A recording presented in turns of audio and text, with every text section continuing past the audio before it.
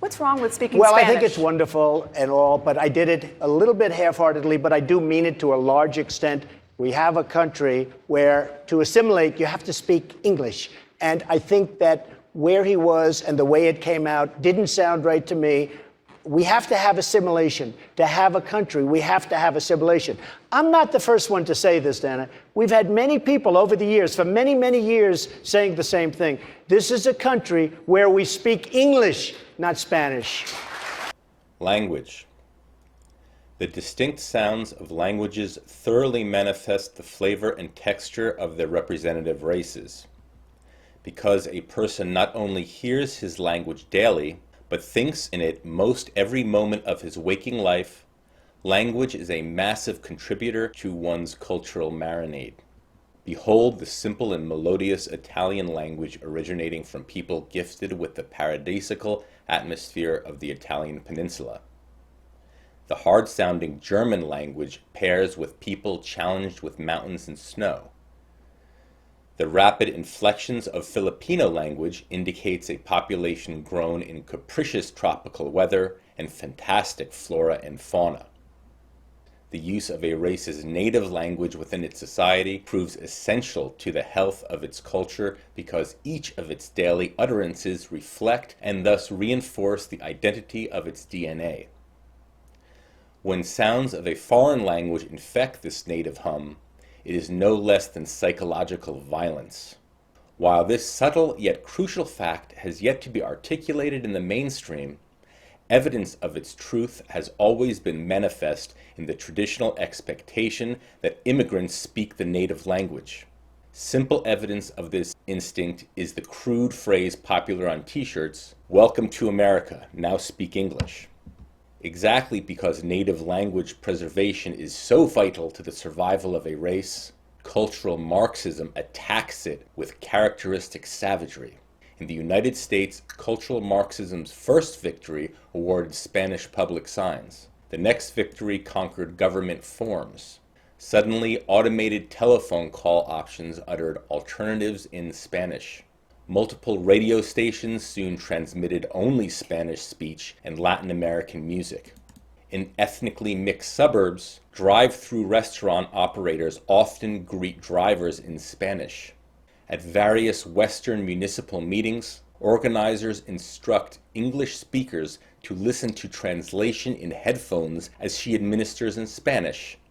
Hablar y en inglés. For in English, it's going to be in your headset. So this form is in Spanish and in English. In English, in your headsets. In Spanish, we're going to be speaking on the microphone. We live in America. It should be in English. More people here speak English and Spanish.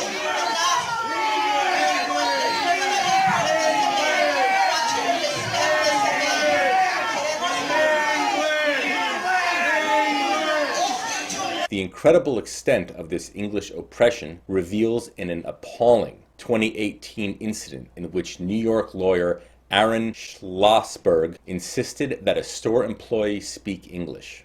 Clients at your staff is speaking Spanish to customers when they should be speaking English. Very violent. I mean, sometimes they do. Every person I listen to, he spoke it, she's speaking it. It's America. He's America. He's very ignorant. That's fucked up. He's very ignorant. And he shouldn't be allowed. Because I will be following up. And my guess is they're not documented. So my next call is to ICE to have each one of them kicked out of my country. If they have the balls to come here and live off of my money, I pay for their welfare, I pay for their ability to be here. The least they can do is No welfare? Yes, Such an ignorant if you intend asshole. on running a place in Midtown Manhattan, your staff should be speaking English, not Spanish. Because of people like you, our nation Honey, I'm calling ICE. Call ICE. So that they can see. Maybe you shouldn't eat that sandwich today. Take a break from the food. Maybe you should get hit by a car, you piece of shit. A viral videotaping of this incident caused not only his law firm to promptly fire him, but also his citywide ostracism, made possible through the doxing by television news programs and social media. A day after his hate-filled tirade at a Midtown restaurant popped up on timelines around the world, Aaron Schlossberg didn't have much to say when Pix 11 confronted him Thursday morning. Aaron, how does it feel a day after you made national news, dude?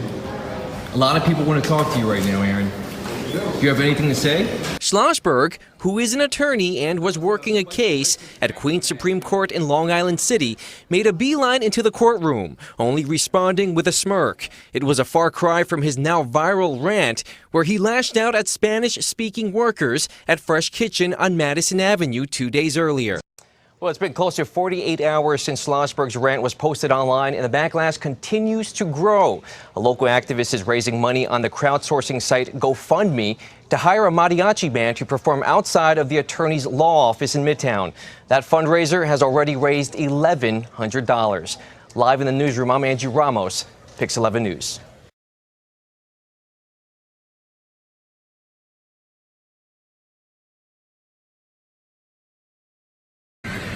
Aaron, at what age did you decide you wanted to be a racist like this? The severity of such unjust condemnation reveals a dangerous erosion of the humanity of these urban populations. Yet what is more disturbing is the complete lack of typical social check on their behavior. On the contrary, Mr. Schlossberg's inhumane condemnation was so uniform that professional newscasters elected to further propagate his identity. It is clear that sane individuals now have very real reason to fear exposure to these urban inhabitants. Cultural Marxism has so deeply altered their morality that it is no longer predictable how they will react to anything, nor if there is any violence they won't justify. To get assaulted wearing a hat, wearing the Make America Great hat, it's sad.